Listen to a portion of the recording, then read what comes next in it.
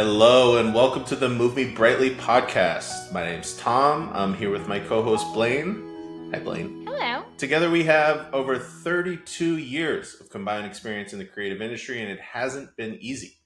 We've had to put in long hours, climb the ranks, and do the jobs nobody wanted to do, all in hopes of one day living our dreams of living creative lives with creative careers. But you know what we discovered? Living the creative life you always wanted isn't all it's cracked up to be. Every day isn't full of inspiration, creative problem solving, and that can lead to burnout. This podcast explores the way in which top people in the creative industry move forward in a career they love while finding new ways to infuse creativity into their lives and work and keep that creative passion alive. Join us weekly as we have those conversations and walk away with nuggets we could all use to stave off burnout and continue to produce better and better work. And also just come hang out with us. What an intro. I wrote that myself, and it came from my own brain. In a world where people are farming that out to virtual assistants, I actually put pen to paper. I think if we had decided to read an AI-driven ChatGPT generated introduction based off of our core philosophy of this podcast, we would be absolutely full of shit as people. Sure, liars. Yeah, we would just be liars. Liars. Don't get me wrong, whenever we have guests, I'm just going to feed questions into ChatGPT and just ask them questions based off that because I don't want to do any research myself. But I think for now, we got to be real and be ourselves. And writing is creative endeavor. And I think you knocked it out of the park. And I think as my first time reading that out loud, I kind of killed it. I have actually asked Tom before to spitball an intro, and it went exactly like that. It's going to be cool, man. Just hang out. It's gonna just be vibe with us.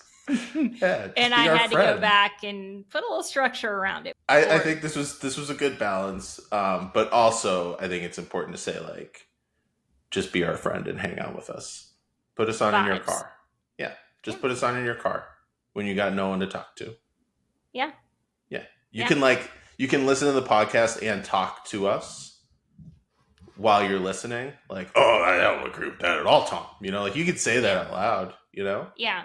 And if you're going to do that, though, make sure you put your AirPods in just so people don't think that you have voices in your head. You know what I mean? And if you do have voices in your head, it's okay.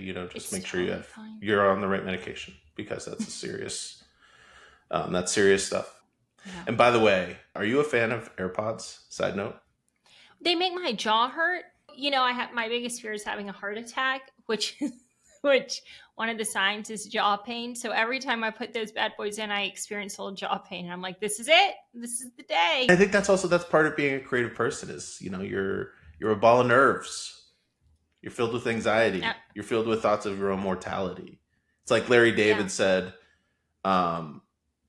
he was being interviewed by, I think, now disgraced interviewer Charlie Rose, who got me too'd. But back then, he was interviewing Larry David, and Larry David was talking about his upbringing and how he had no money, being a stand-up comedian and trying to become a writer. And then he said, there was this part of my brain that was so consumed with being financially secure, being able to pay my rent, being able to pay for my food, everything. And then after Seinfeld, that part of my brain didn't go away. It just was no longer money concerns. I was financially secure. Money was no issue. Now it just became about my health. Every little worry now is why is my ankle weird? Do I have cancer? Do I have ankle cancer? all just this weird thoughts of his impending doom just filled that void. He's as soon as the money question went away, it just everything else just rushed in. I do think it is part of your own mortality is a huge question as an artist. I've only ever lived in this brain, so I can't speak to other people's thoughts of their own mortality. But as an artist, I like to think of it as Horcruxes, big on the Harry Potter. And I'm every little piece of my art is a little Horcrux of my soul that I'm leaving in the world, just so when I die, I can prove that I lived. Horcruxes are what again? They're little pieces of Voldemort's soul that he stores in items that are important to him, so that like if he dies, little pieces of his soul will sort of survive on. Mm. They're very evil though, because he's, you know. There is that saying that you're not truly dead until the very last person in the world who thinks of you stops thinking of you. Like that's when you really die. And so I Hmm. think for an artist leaving behind a legacy like a great novelist or a filmmaker, as long as people are consuming their work, they're still here in some way. So I think there's a lot of truth to it. I would like to take this time to bring up the late great Harper Lee. So I heard I've always been sort of fascinated by her because she wrote To Kill a Mockingbird when she was very young, smashing success, right? And then she never really wrote anything else. And then they just recently released a new book by her that they found that she had never released, which I, of course, read, and it was forgettable. It was fine, but forgettable. And I only bring it up because like no one's forgetting Harper Lee for a long, long time. She's really created a piece of immortality. But I wonder if that's kind of every artist's greatest dream is like, let me do my one great thing. And then when it's over, like, have you done what you need to do? I know it's like so many artists, their first thing is this idea or this concept they've had in their mind their entire lives. And then you make it and you've had a lifetime to fine tune it and master it, and everybody loves it. And then the follow up, everyone expects it to be even bigger and better.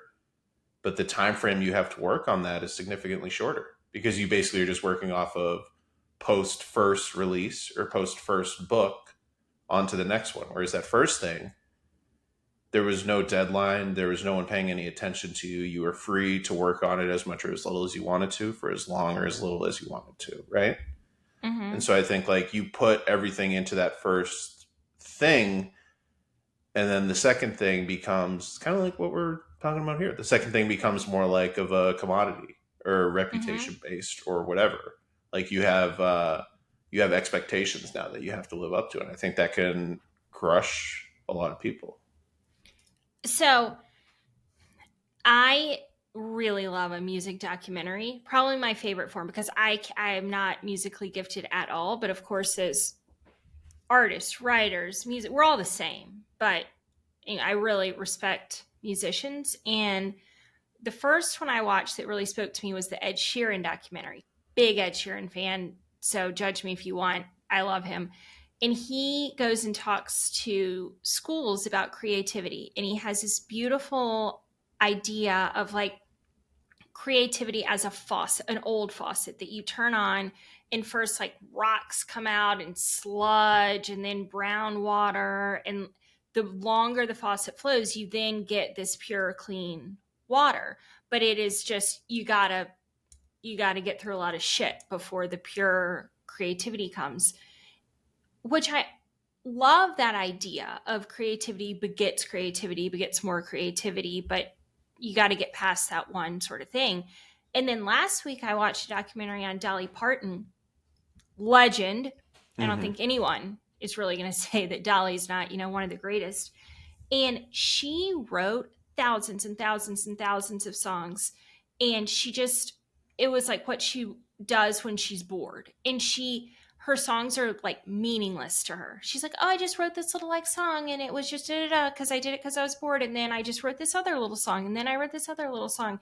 And it's not this weighted, beautiful piece of art. It's just a little creative thing that she does. And that's how she got like Jolene and 9 to 5. She just sort of, there's a lot of shit songs that she wrote, but then there's these couple of few that are epic American songs.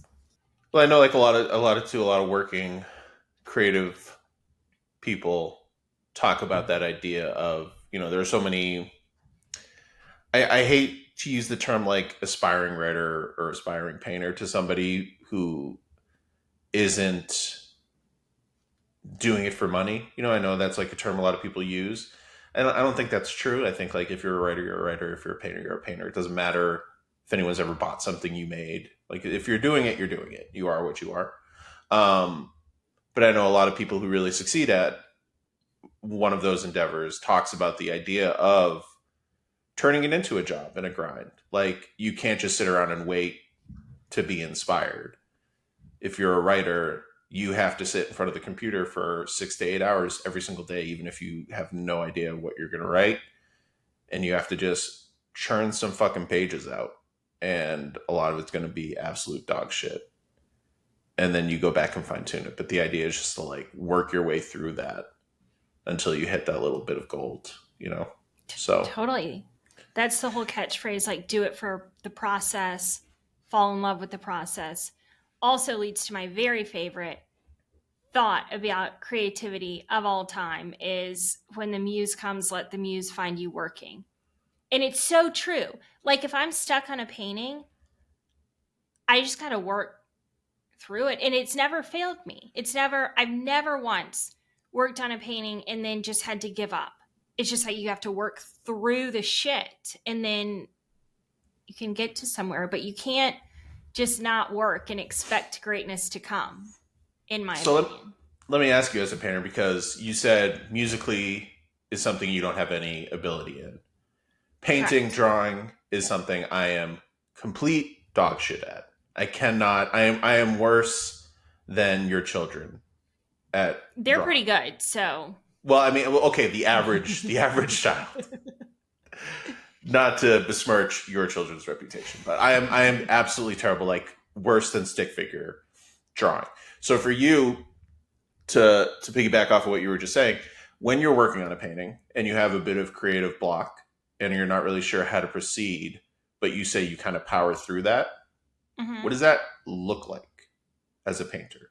How do you work through that? Are you still working on the canvas? Are you taking a pencil out and just kind of doodling on a piece of paper next to it until you find an idea that you like? Mm-mm. I work.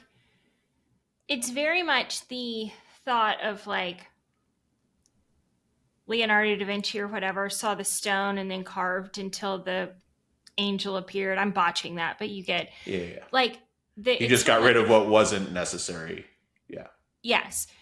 And you get that by adding kind of more and more and more. And there's been paintings that I've done that it's taken 3 minutes and you just get a feeling and you're like, that's it. I don't need to add anything else to that. And then there's paintings that take 4 or 5 kind of different iterations of working through it until you get that feeling. But you have to wait for this feeling before you know if it's done or not. Um, but so do you know the term kill your darlings? Yeah. Yeah.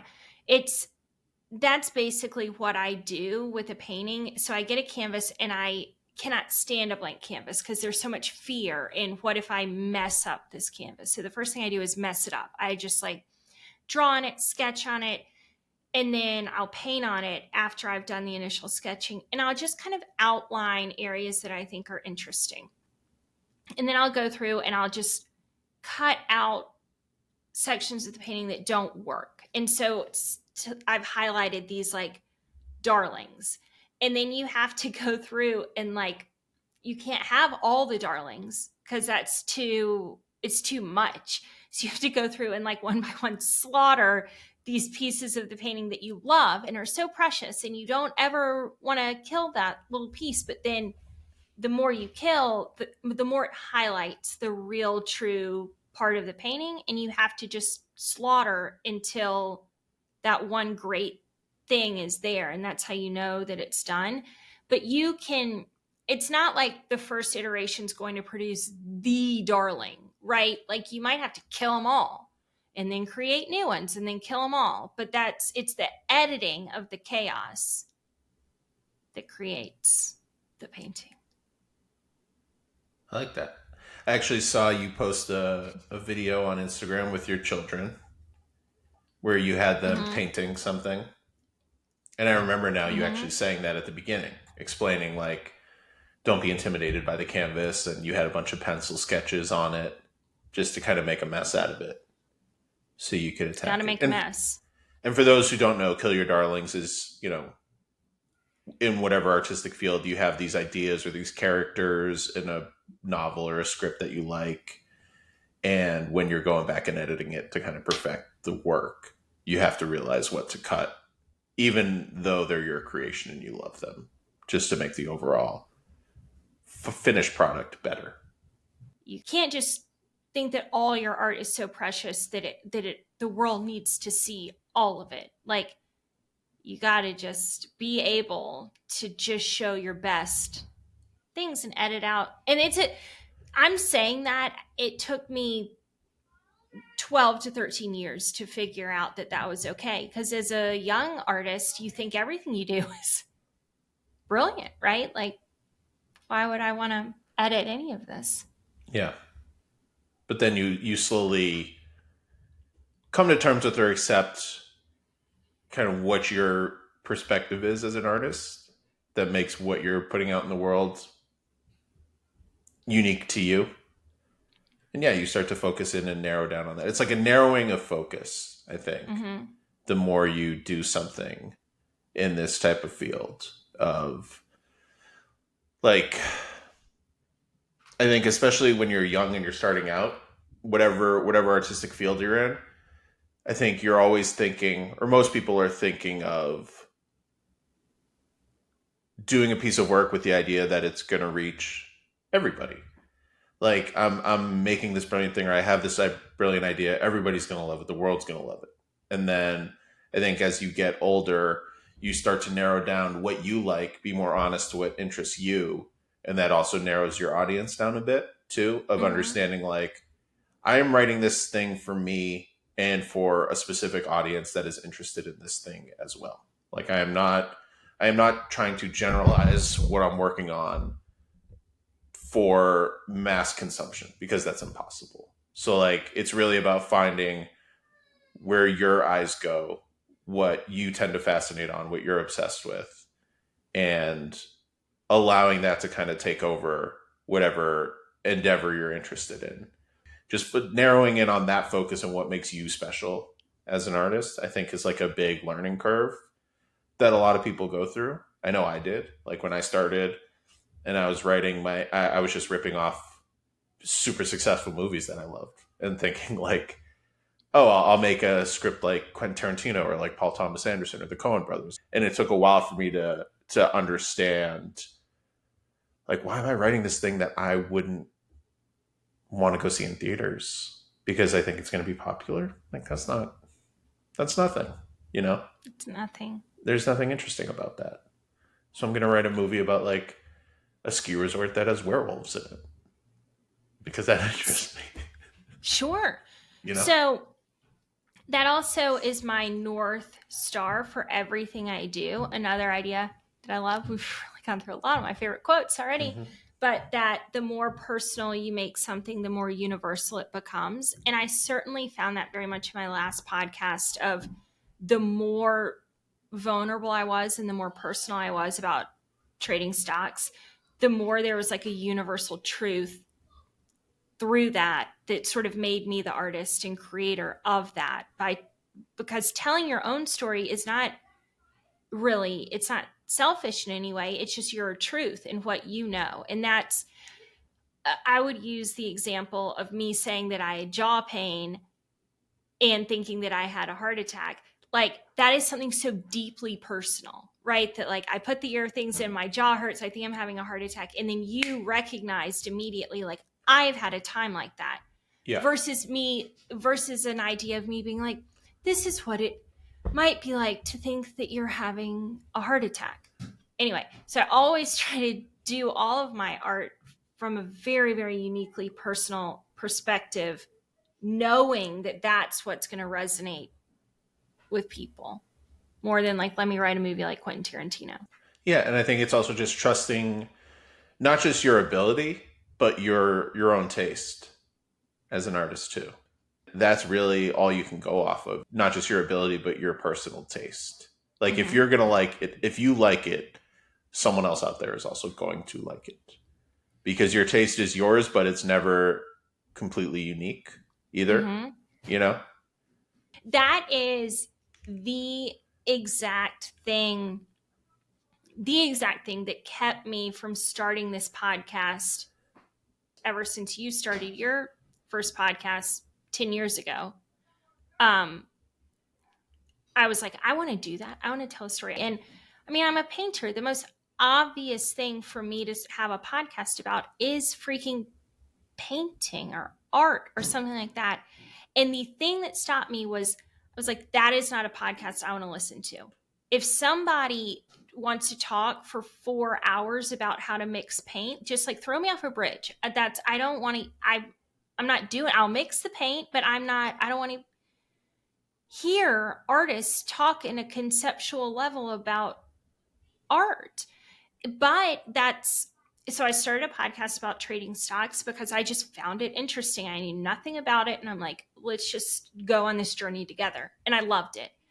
And I wanted you to be on this podcast with me because I think that you have this incredible ability to be incredibly heartfelt 1 minute and then sort of cutting and funny the next, in a way that I've never met anyone else that can do that. And so I thought that like you personally make me laugh so much that I'm like, this is something that I would be interested in listening to, but also a way to talk about creativity that didn't make me just want to die. Yeah. So a way to like sneak in the thing that you always thought you should be talking about in a way that's a little more palatable because you have a sarcastic dickhead as your co-host. Someone who's not gonna be like, oh, Blayne, what you said is so brilliant. That's so you're into acrylics now, huh? Acrylics. How fascinating. Tell me more about acrylics. Incredible. Yeah. Yeah. No, I know. I mean, I know, like, and I think that's also kind of the idea, right, behind this podcast is, you know, I work in the movie industry, and sometimes the last thing I want to do, I used to when I was a movie buff and I was just watching movies all the time, and like older movies, foreign movies, art house films, you know, and I was really, really into all of those and like expanding my knowledge and my film education. All I wanted to listen to were movie podcasts where like they go into really in-depth analysis of movies that I've seen, especially older ones. And now it's the last thing I want to listen to. You need to learn about the craft, but there's always more to learn, but you don't need to hear some other dude's perspective about how the sausage gets made. I couldn't agree anymore. More. Well, there is something of like getting a peek behind the curtain too, I think, that can kill the fandom in you a little bit, right? Like, I worked for a very famous documentary filmmaker for a while. This is part of my journey in this industry. When I was fresh out of film school, I worked for a documentary filmmaker named Albert Maysles, who did Grey Gardens and Salesman and Gimme Shelter, the Rolling Stones documentary. Just this legendary guy, total sweetheart. It was late in his career when I worked for him. He was in his 80s. And I had always liked documentaries, but they weren't really a particular focus in any way. I just saw there was an opportunity available to work for him, and I interviewed and got the job. And I mean, I knew him, obviously, and I just thought it was cool that I was working right next to this legend in the field.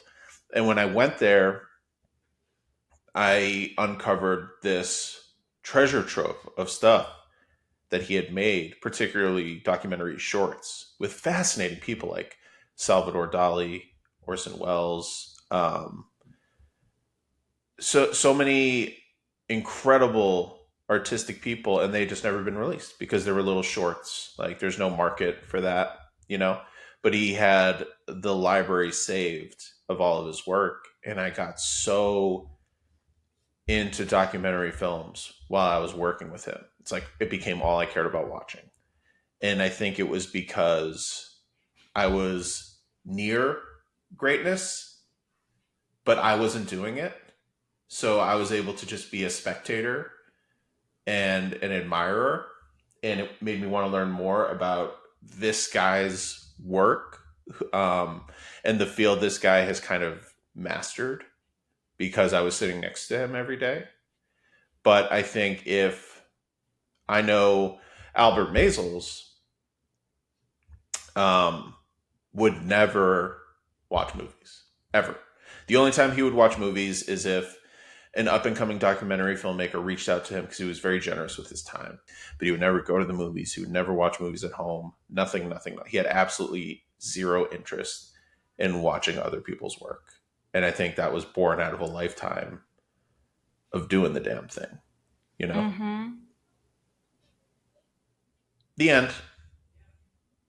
I love that story. Yeah. R.I.P. Albert. He was a great guy.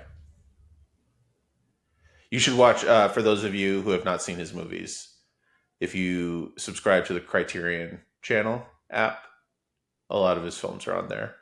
You should watch them. Grey Gardens, incredible. So good. It's so good and just makes you feel so weird. Yeah. Anyway, that was a little sidebar. Maybe that little peek into my life, into my past. Well, you know what I love about that is this for a little peek behind the curtain of what we've done here on this podcast is this is actually our second round of filming because the first time we were just having so much fun that we did not introduce ourselves or talk in any way about how we were qualified to speak on creativity. So I've written us an outline, which we have right here in front of us, and we have not gone through the outline, but I do believe we have covered every topic on it. I now know who you are, what you've done creatively, how you have experienced creative burnout, and what you do to remedy that. I don't know what else people could want from us. We really... Right? Like, get off our ass. We really wrapped that up. We told you everything. And it was much more, I think initially my idea was it would be fun to make this like a speed dating type of thing where, you know, where we sit down next to a table, the timer starts, and we have 5 minutes to get to know each other. And I think this turned into much more like a first date with chemistry, where it was natural. And it just kind of happened on its own. And then the timer went off, and the MC of the speed dating is like, okay, Blayne, sit up, stand up, go to the next guy. And we're both like, no, we're good. We're not going anywhere. Just gonna keep on. That bitch can skip the line. I don't care. I'm staying right here. Like, isn't that the point of this? Right? Totally. So totally. I think, but we don't really know as much about you. We know you're a painter. We know you're a photographer. Mm-hmm. I don't know what led you to becoming those things. What drove you? I was a film nerd from a very young age. I wanted to write from a very young age. I've been able to write a movie, which I'm very fortunate about. I now produce. Tell us the name of the movie. We're here. It's the time. It's called Coyote Lake with Camila Mendes. It was on HBO. I think that contract expired, but it's definitely on Amazon Prime. Little drama, a little bit of a thriller, border movie, Mexico-Texas border, about a mother and daughter living in a makeshift bed and breakfast. It's good stuff. I think you'll enjoy it. All right. But like, that was always my thing, was that was what I wanted to do. And I knew that. Mm-hmm. Did you know from a young age that you wanted to paint? Was that something you were always interested in? Okay. No. And thank you for asking. I wanted to be a photographer since I was 6 or 7. Wow. I was obsessed with it. My dad is an incredible photographer. My uncle is an incredible photographer. My grandfather, I was just born to do it.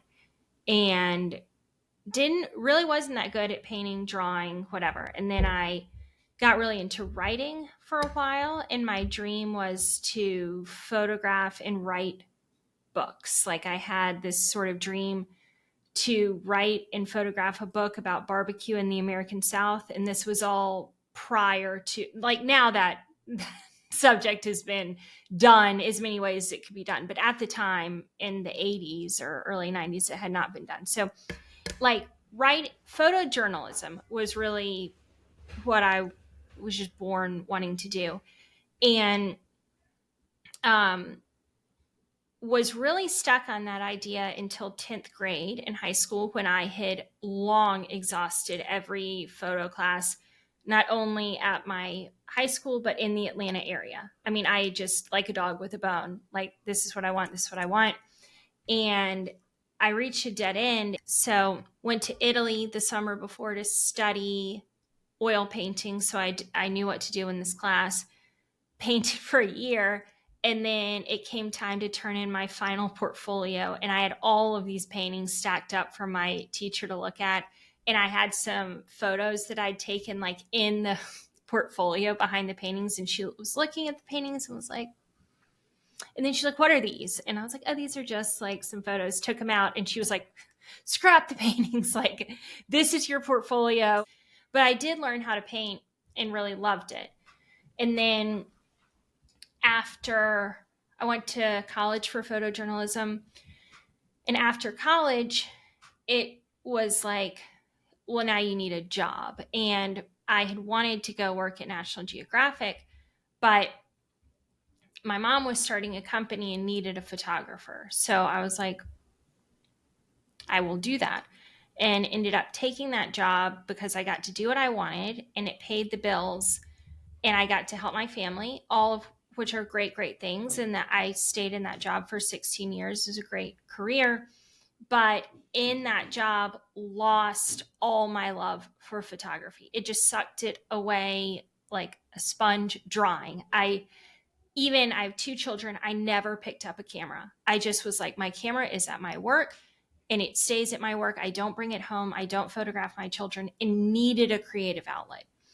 So I turned back to painting and then became fairly well known as a painter, and turned that into a profession as well, and was selling almost anything that I could paint would sell, and reached like highs in that career that I never really thought were possible. And then the pandemic came, the art market really got squashed, the real estate market got squashed. I wasn't taking photos anymore.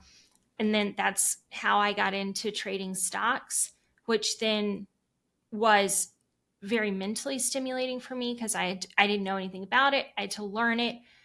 Um, it's a very creative thing as you're learning how to do it. So I just put the full force of my creativity into that. I've been doing that 3 years and am kind of coming out of something that's been all consuming for me for 3 years, and have learned how to do it so it's slightly less creative involved as it used to be. So I found myself at the beginning of 2023 in a real creative desert. And I know that creativity drives me. And I know without being a creative person, I feel like I'm just nothing. It's just, I have to do it as much as I have to breathe. And decided to go back to things that I know that I love. So I've been writing a blog that I wrote for a long time.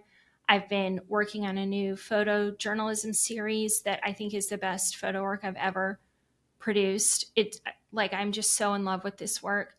I have started a new series of paintings that's very different from my older work, but I feel it's more mature.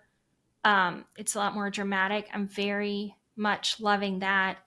And then finally kind of felt okay about starting this because it doesn't feel like a lie to me anymore. I don't feel like an imposter talking about creativity or myself as an artist, which is certainly something I dealt with for years and years and years and years. And that Even was a very long answer to a very short question. no, it was fascinating to hear. I think when you say you felt like an imposter, was that specifically during your dry spell, like pandemic related, when you weren't doing as much creative work, or was that true as you were reaching these highs as a painter? I So I've never felt like an imposter as a photographer. It's like I was just born knowing that I was good at that. And what a gift. I've never ever been like, I feel like I don't really belong here. But I've dealt with a lot of imposter syndrome as a painter. I wasn't born necessarily with a gift for painting. I worked that craft until I felt I had something, but I wasn't born with that gift. And there would be times that I'd finish the painting and be like, I like it. Other people really like it. Is this a joke somehow? Like, I just never felt as secure in myself. But I've worked past that. But it took a very, very, very long time, Do you to work past that feeling. But I don't feel like that anymore. do you think that I was? always, Go ahead. oh, I always on my other podcasts talk about the power that comes with being able to say what you are. So I was born being able to say I'm a photographer. There was never any shame about that at all. And then it took me about 15 years to be able to say I'm a painter. I would always say, like, I paint, or I'm an artist, because I could sort of wrap that together with photography. But artist felt a little bit like a dirty word to me for a long time. So until I could fully walk into and stand in the fact, like, I'm a painter, I call myself a painter, I know I'm a painter, that is really when the power came, and I felt really good about it. And I talk about that on the Penny Lane podcast all the time, about the difference between I trade and I'm a trader. And sort of, if you can say to somebody with a straight face, I'm a trader, then you've really got something going. But trading is like it's really frowned upon. People like it's kind of a joke, really. And so I spent a long time with trading too, not being able to say that and being all ashamed about it. And now I can say it, and it's like, no big deal. But it has left me with multiple identities, which I think Mm. is, you know, thing That's that what we all. That's what everybody who knows you likes about you, is that you're mentally unstable. I right. Do you think the idea of not being comfortable saying you're a painter versus saying I'm a photographer, do you think that was knowledge and education based? Because, like you said, you were interested in photography from a very young age, and you went to all these classes, study groups, had mentors, whatever, right? So you were Mm-hmm. understanding the process behind it, and painting is kind of something you fell into because you were required to complete a course, right? So you probably Right. weren't studying famous painters, you weren't reading up on the history of it, the different eras of painting throughout the world. Do you think it was a more of a thought behind that, like, this isn't the field I know a lot about, and I'm just kind of winging it, and so who am I No, to say, like, no, that wasn't it? that's not it, because honestly, I know a lot more about painting than I do about photography. A lot. Well, fuck me then. I just never, just Next no time, just one. cut me off early on. If I'm just way off base, just be No, like, stop, I stop you was right there. considering it. I was Hmm. considering it and was like, is that really the thing? I just was like born with, I, there's nobody who's going to say to me, you're not a good photographer, that I'm going to believe. Like, I just was born being like, I know I am incredibly good at this thing. But if somebody, even to this day, was like, you're a shit painter, I'd be like, well, maybe that's true. Maybe I am. Like, it was just a deep insecurity. And I also am not going to be live on this podcast and be like, I'm the best freaking painter that's ever. No. There's like tons of doubt But you are the surrounding best that still, that photographer. I'm just, The best photographer who's I ever mean, lived. I That's kind of what honestly you're think saying I'm by not saying, good at right? Yeah. that. You I have think I'm really good at that. Yeah. you have made a painting for me. It hangs proudly in my living Mm-hmm. room. Part of this podcast is talking about monetizing your creativity. And one thing that I learned is that you can, like, I could make a lot more money selling a painting. People value paintings a lot more than they do photos, Yeah. significantly more. And I recognized that and sort of took advantage of it, because it was a skill that I had, and I know how to compose things and blah blah blah. And people did pay me for paintings. And Yeah. I've made so much more money as a painter than a photographer, even though I know that I'm better at that. Yeah. The original NFTs. It's what we call paintings. Is that what we call paintings? OG NFTs, baby. That's what they are. I mean, that the painting market is so fascinating to me because it is 1000% dictated by desire. Mm-hmm. It does not matter the method you use to make the work itself. I mean, I guess if you're working on a much smaller scale of value, and it's like materials plus a percentage is your Mm-hmm. commission as an artist or whatever. But when it comes to art collecting, like among the elite, the rich, Mm-hmm. right? It is Yeah, so purely based on an individual's valuation of how they perceive totally. this or an artist's Totally. reputation. Yeah. It's Because really if it's one of the only fields that is like that because they're one of one, you know? Like mm-hmm, you they're know one of one. Stephen King's going to publish his new novel and it's going to be a bestseller because he's Stephen King.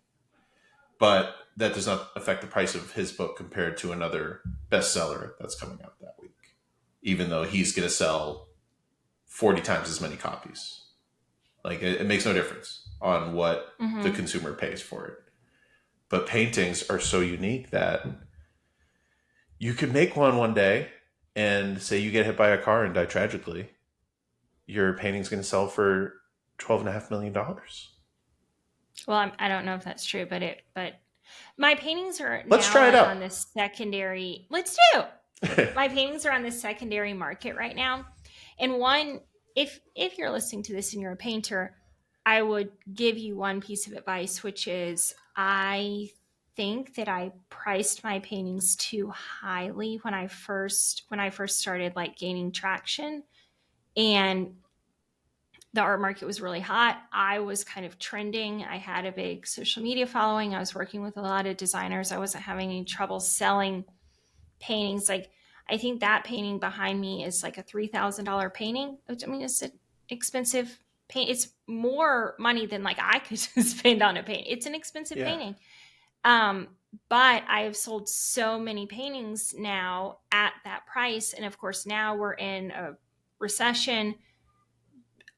There's supply chain issues, which are causing people not to furnish houses as much. Real estate's down. Like the art market has, I think it said it took like a 38% hit in the last year. People just are not buying paintings anymore. And I cannot go backward because that defunds or whatever, devalues Yeah. all the work I've sold in the past, which I'll never make another cent on. All that work that's selling on the secondary market, I never see another dime of that, which is hence the value of an NFT. But I am now selling 25% of the work that I sold really at the height of my artist career. And I can't correct for that by lowering my prices. So I've like almost priced myself out of the market, which I wish I hadn't done.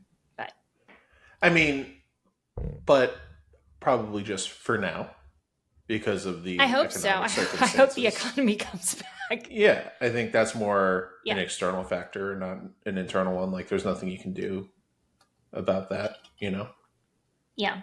that's where you have to I play the mean, I could, acceptance but game. everyone would hate me. It would kill Every, my career. There's nothing I everyone could who do. had already bought a Yeah. piece of work from you, who were like, "Hey, I'm not gonna profit off of this thing anymore. I invested in you, girl. You let me down. The fuck." Those people, Yeah. those art collectors, gotta love them. Those. Yeah. I will never sell your painting. Thank you. I'm gonna have it buried with me, or Oh, good. cremated with me. Oh, Is that well, okay? that'll take up less room. Yeah. Yeah, Yeah. yeah, Throw yeah. it in there. Yeah. Yeah. You know, I used to work managing a sound mixing stage, a post production sound mixing stage out here in Los Angeles at this really fancy house in the hills that had built a movie theater into their home. And we would have studio movies come in and mix their movies. And so the owners of the house were obviously incredibly wealthy, and they had a lot of original pieces of artwork. And I think you had just made this painting for me at the time, and I mentioned it to the owner of the home in passing, and she said, "Oh, do you have a photo of it?" So I pulled it out. She was like, "Oh my god, this is incredible." And I told her who you were, and she looked you up, and she told all of her rich LA friends, and there was a lot of buzz about you in our little circle for a little while there. Everyone was talking about you as like this hot new artist on the scene. Are you lying? No, 100% serious. Wow. Yeah. Well, thank you. On that note, we have really filled this hour full of some good stuff, and Yeah. I'm really looking forward to season 1 of the Move Me Brightly podcast. Oh, we're doing seasons. We can go ahead and assume it's going to be a big enough hit that there'll be a I love that. multi-season. Yeah. I love the idea of having seasons. That's really fun. I just thought we were going to go until one of us collapsed. Yeah, no, but I'm looking forward to it. And we have a lot of very well-known artists already lined up. Yes. And I can't wait to talk to them. We've got some chefs, we've got some directors, we've got some incredible musicians. Actors. I can't wait to actors. We've got some actors. I can't wait. I can't wait to really get into those. And thanks so much for listening to the pilot episode. We will see you in episode 2. We will see you in episode 2. And until then, if you could please like, subscribe, leave us a 5-star review. If you don't feel you can leave us a 5-star review, please don't review. Just skip that. But if you feel in good conscience, you could hit the 5-star. We would love that. And if you want to write something nice about how you just like us as people, we will accept that. Yeah. If you're one of those people who likes a thing and says positive things in the review and then gives it 3 stars, we don't want you in our fan base. We don't even want you to listen. Just delete this right now. If you have nothing but positive things to say and then you go, 3 stars. Like, what are you doing? You know you're hurting us by doing that. That's not helpful. That's not the good thing that you think it is. Sure. So just fuck off. But on the other side of that, if you want to give us a 5-star review and say something kind of mediocre, we'll take that. Oh yeah, that's fine. They don't care about the words. Yeah. They just care about the stars. That pumps up the SEO. Sure. Yeah, that's all we give a shit about. Put we do have a smiley face in the comments. Who cares? Or just give us 5 stars with 2 thumbs down. Who cares? Who cares? Who cares? You can hate us. Just help us. Just give us this 5-star. A little positive reinforcement would be really helpful right now. We have an Instagram. We have a YouTube channel. We have all these things that are going to be in the description of the episode. So you can find them there. And in the new era of Chat GPT, if you are lazy and don't want to listen to us, you can also find a transcript of this episode in the show notes. Wow. All right. Thank you, Blayne. Thank you for listening, everybody. Thank you. Bye. Bye.